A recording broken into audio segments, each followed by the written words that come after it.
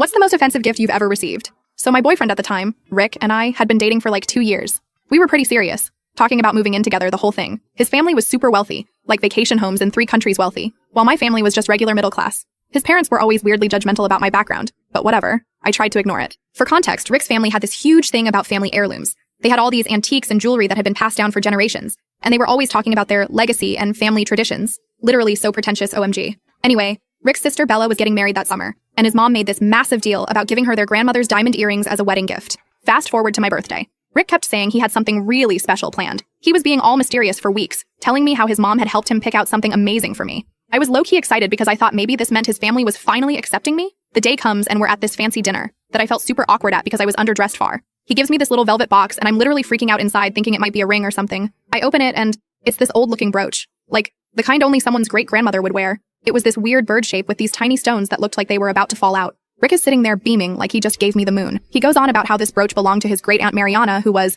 the black sheep of the family, but still part of their legacy. He said his mom thought it would be perfect for me, and how special it was that they were welcoming me into their traditions. I tried to smile and be grateful, but I must have looked confused because then he explained that great-aunt Mariana was known for being unconventional and not quite fitting in with the family standards. But they loved her anyway. Y'all, he didn't even realize what he was saying. It took everything in me not to throw that brooch across the restaurant. His mom had basically found the perfect way to tell me I was the family disappointment without saying it directly. She gave the black sheep heirloom to the girlfriend they thought wasn't good enough. When we got home, I asked Rick if he understood what his mom was implying. He got all defensive saying I was reading too much into it, and that I should be honored to receive any family heirloom. We got into this huge fight where he accidentally let slip that his mom had originally wanted to give the brooch to their housekeeper as a retirement gift, but thought it would be more meaningful to give it to me instead. I literally sat there in silence for like a full minute. The next day I went to their house when I knew his mom would be having her weekly tea with her friends.